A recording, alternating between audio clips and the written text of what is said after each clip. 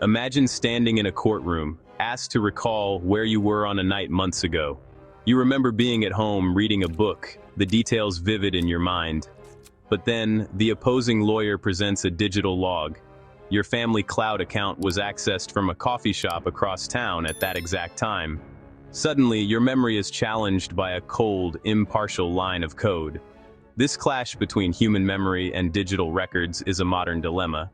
Our brains are emotional and subjective, while technology promises precision.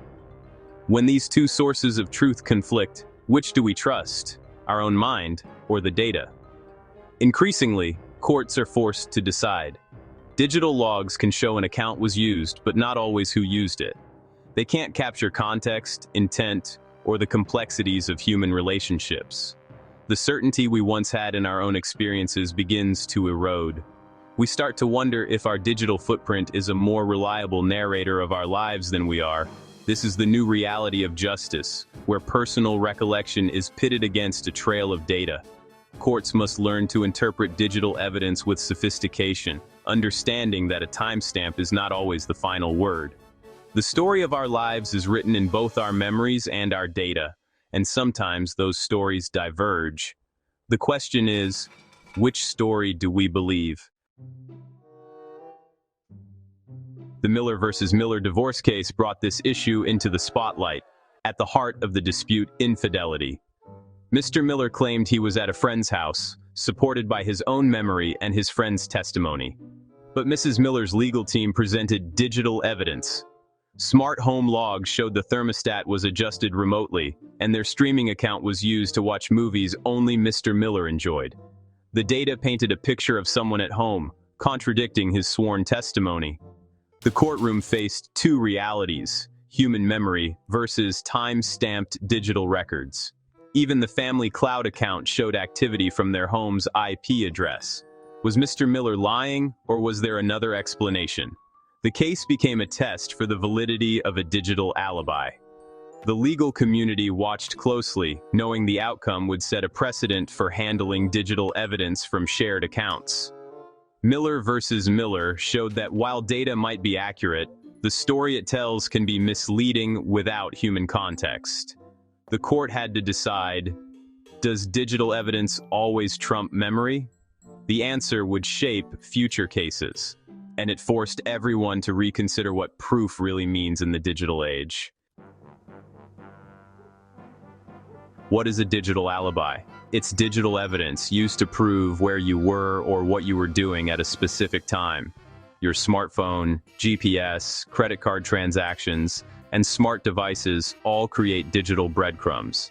These records can support or refute your claims about your whereabouts. But as technology becomes more integrated into family life, with shared accounts and devices, the assumption that data always reflects individual actions is flawed. A login or a streaming history might not prove who was actually present. Our digital footprint is vast, but it's not always straightforward. The digital alibi is powerful, but not infallible. Its meaning is often more complex than a simple timestamp. Understanding that complexity is now a critical task for our legal system.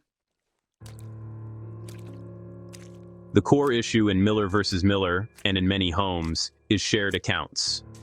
Families use single logins for streaming, shopping, and cloud storage, creating a blended digital identity. The actions of multiple people are funneled through one profile, making it hard to know who did what. In court, this ambiguity is a nightmare for establishing a clear digital alibi.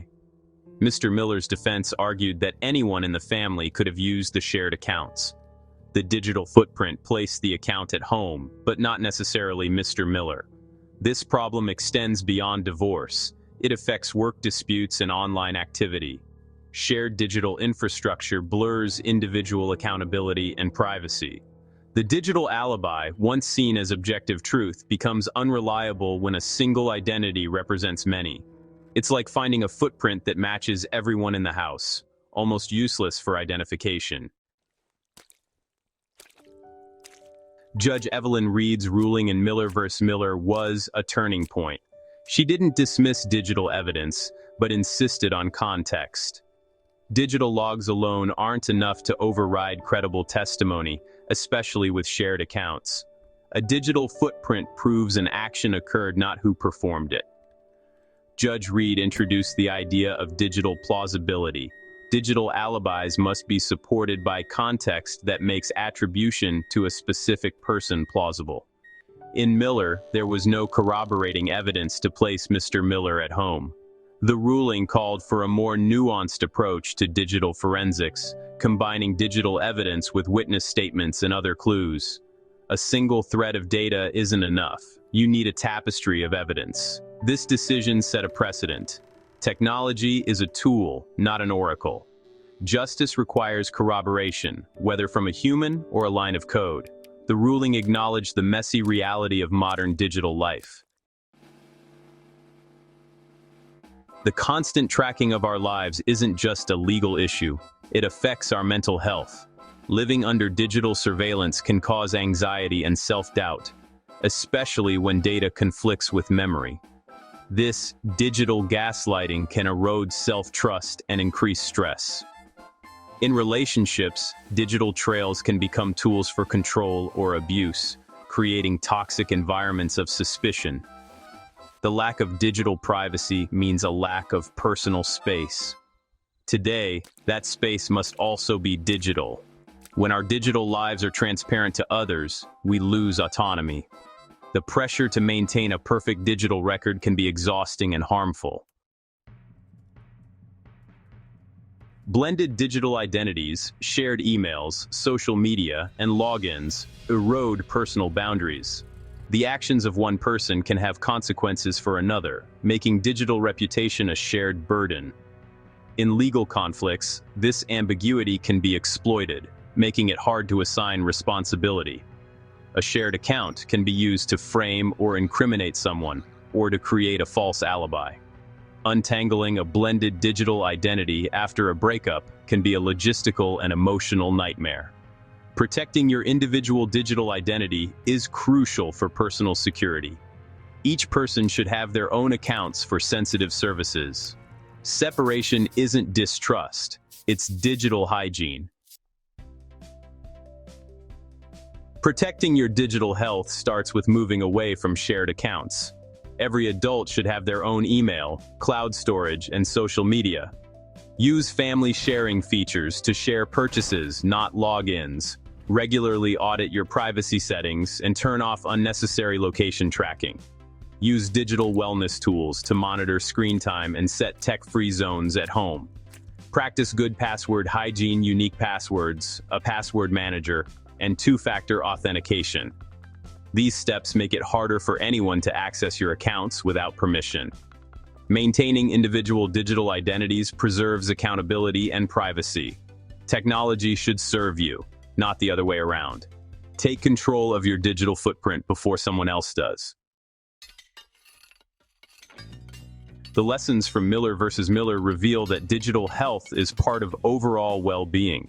Surveillance anxiety, digital gaslighting, and blended identities are human problems, not just tech issues.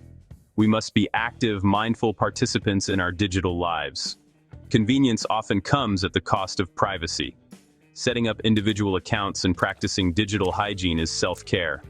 The legal system is adapting, but responsibility starts with us. Mindful technology habits help ensure your digital footprint tells your story, not a distorted one.